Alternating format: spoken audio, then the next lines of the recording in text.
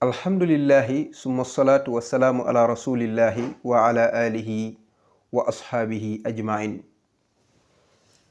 bokk yi nga xamee ni yéenay baaxoo di ànd ak nun fii ci Regard 114 di barab bi nga xamee ni moom moo yittewoo sunu wàllu diine, yittewoo sunu wér-gu-yaram, sunu nekkin ci kaw suuf ak mboolem loo xam ni xam-xam bu làmboo la ak alquranul karim. ñu di ci yeesal sunuy gët saa su ne ak di woote jëme ci téere bi yàlla bu sell bi. kon fu ngeen ñu mën a teewloo moo xam ci biir réew mi la wala muy ca bitim réew, ñu ngi leen di nuyu di leen wax asalaamualeykum wa rahmatullahi wa barakaatu. di ñaan yi waxtu fekk leen ci jàmm. ñu dellu siwaat tey ci beneen jataay bi ñuy am ak yéen. xam ngeen ni ñu ngi woon ci la sécurité alimentaire, muy kaaraange gi nga xam ni moo war a ànd ci ñam yi nga xam ni moom la ñuy jëfandikoo di ko dundee, muy bunt bu yitteel lislaam. mbokk yi, loolu nga xamee ni bindoon nañu ko, dañ cee ñëwaat tey ci beneen bunt boo xam ni bu ci am solo la. ñu duppee ko nag ku xamul ab xiif doo mën a am wér-gu-yaram. maanaam vous qui mangez sans faim ni avoir faim, comment pouvez-vous vous retrouver en bonne santé? ñi nga xam ni dañuy lekk ci lu dul dakk, fu ñu toll di lekk bu jéggi dayoo boo xam ni àndul ak sax xiif, mu ni naka nga mën a wére. kon ñu duppee ko noonu rek ni soo xamul ab xiif doo mën a am wér-gu-yaram. noonu la bunt bi tudd tey. kon yéen a ngi ànd ak seen mbokk Youssoufa Ndiaye di ki jiite barab bii, barabu gëstu bi, barabu saytu bi nga xam ne moom lañ duppee Regard 114. gët yi na tege ci téeméeri saar yi ak fukk ak ñeent yi yàlla wàcce. mbokk yi di ci amal ay gëstu saa su nekk, di bind, di teg. donc vous qui mangez sans faim ni avoir faim, comment pouvez-vous vous retrouver en bonne santé? Pour vous donner un petit exemple, que si vous vous attachez à ces mauvaises habitudes, vous êtes en train de dégrader constamment votre état de santé. Je vous donne un exemple. Allez vous coucher sans sommeil et fermez les yeux, essayez de dormir. Après un moment, vous allez voir que vous n'y arrivez pas. Vous allez remarquer que sans sommeil, il est difficile de dormir. Cela est parce que le cerveau est chronobiologiquement réglé à un cycle, à un mécanisme qui se déclenche en cycle, d'où certains neurones libèrent des hormones responsables du sommeil. Tout cela consiste à un système d'alerte générale, un signal électrique qui se déclenche en temps voulu. C'est la même chose que la faim. C'est un signal électrique et biomécanique qui se déclenche en temps voulu. Comme le sommeil, un signal d'alerte qui incite l'individu à aller se reposer. Donc c'est la même chose que la faim, la soif, la peur et toutes les autres sensations. Il y a toujours des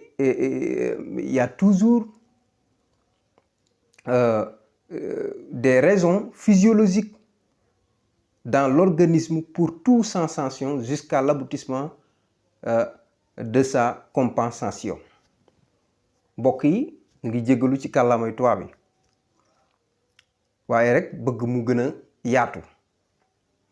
loolu ñuy wax noonu dañu ni yow mi nga xam ni yaay lekk te xiifuloo ñu ngi lay jox misaal mu ndaw di la wan màndargam ni soo dëkkee noonu ci xeetu jikko boobu di lekk foo toll lekk bu amul àpp ñu ni yaa ngi rëq sa wér-gu-yaram te ci wér di nga jëm. mu ni misaal bi mu lay jox mu ni nga demal nga tëdd ci lu dul sa gëmmentu demal tëdd ci lu dul gëmmentu muy tëjal sa mbari bët nga jéem a nelaw ab diir danga nemmiku ni ay nelaw dikkul. ci loolu ci ngay xamee ni du mbir moo xam day ñëw noona ci saa soo ko bëggee. ay nelaw du saa soo ko bëggee rek mu ñëw. mu ni jafe na lool nga nelaw sax te gëmmentuwuloo. loolee ngir ni yuur gi sunu borom daf ko yeew ci àpp dig boo xam ni daf ko boot ci tër woo xam ni su ca àggee cës cos yi ci biir bopp bi dañuy balal ay njafala yoo xam ni ñooy gëmmal yaram bi nga dal di gëmmentu. kon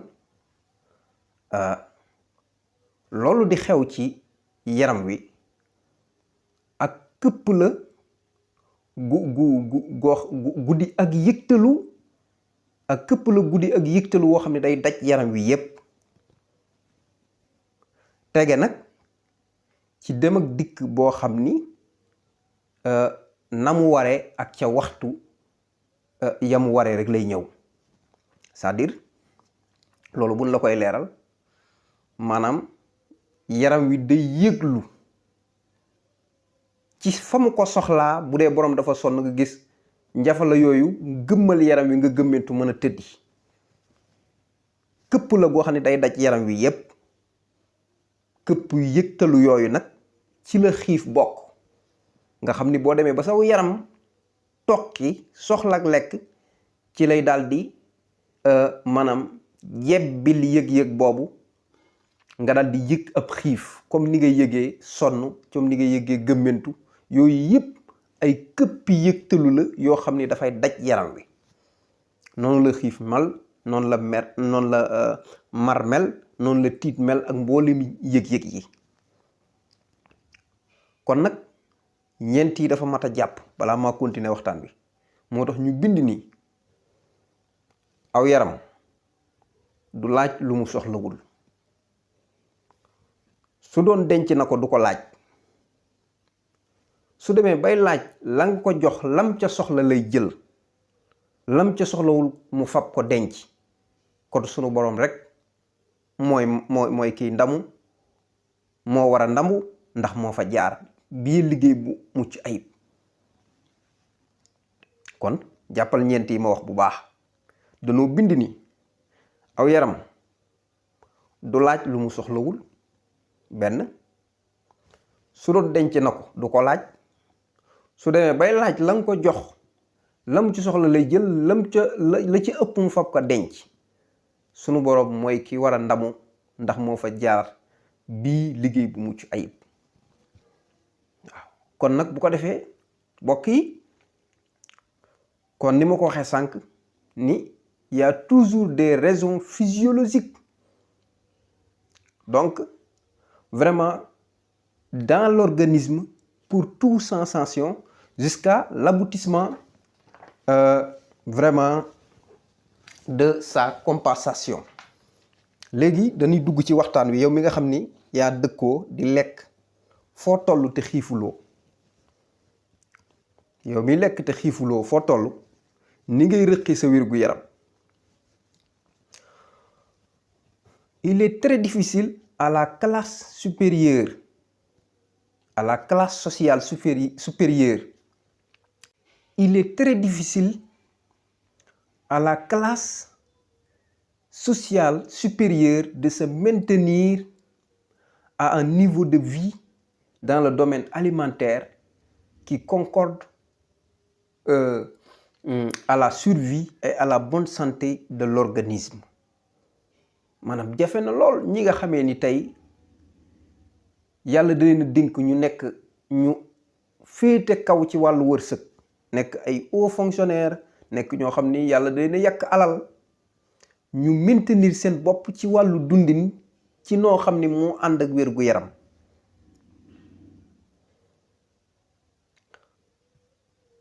Donc beaucoup suivent leur passion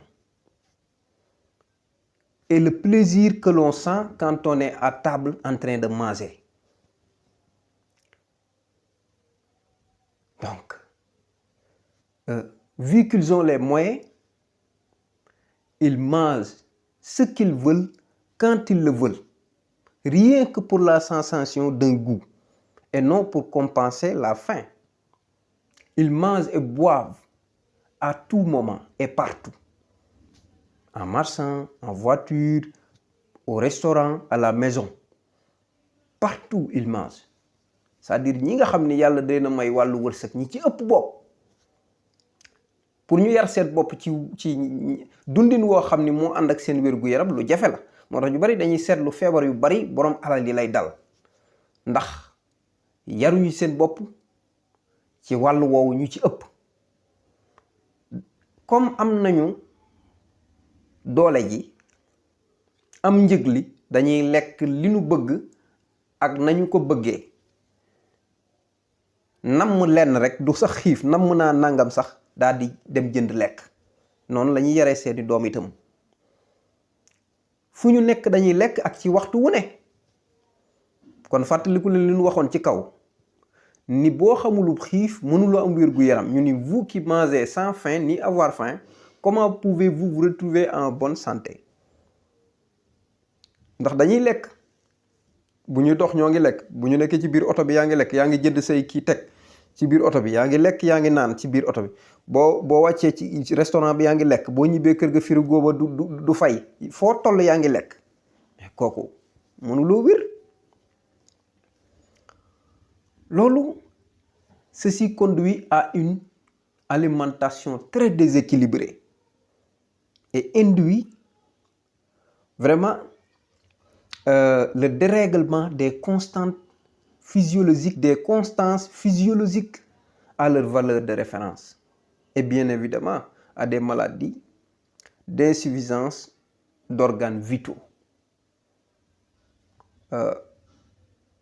comme le diabète, les maladies circulatoires,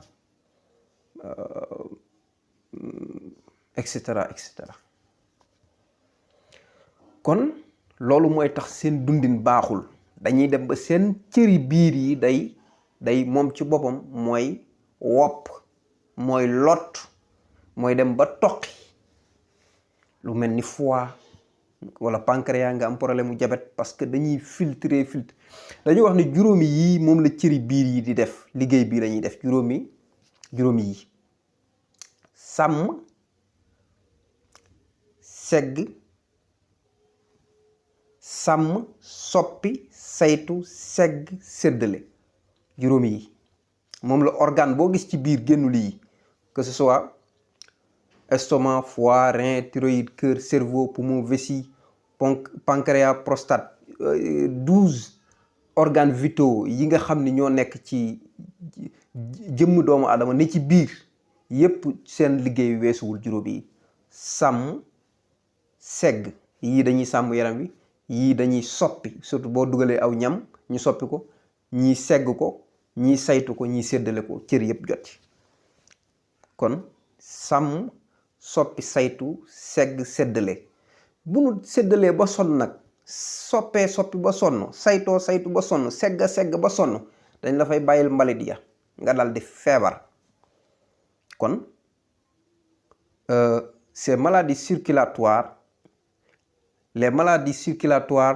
les maladies d'insuffisance d'organes vitaux toutes ces maladies sont causées par la fatigue de celle-ci, sa cër yi ñooy lot.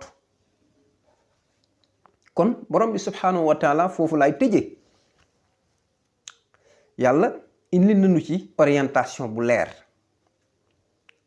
yàlla dañu kulu washrabu wala tusrifu, lekk leen naan leen te bu leen yàq. innahu la yuhibbul musrifin, yàlla bëggul yàqkat yi.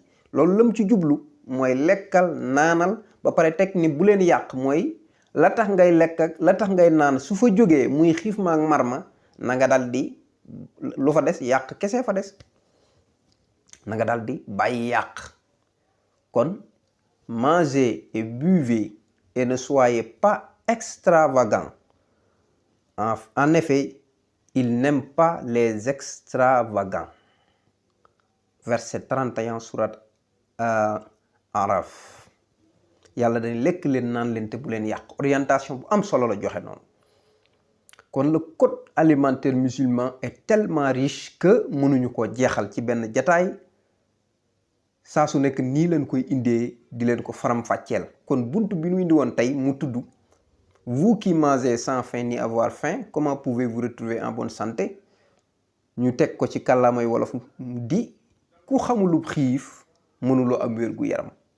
kon topp leen ñu ci beneen waxtaan ci beneen buntu bu soobee sunu boroom nu dellusiwaat ci fii ci Regard 114 di barab bi nga xamee ni fi la ñuy saytoo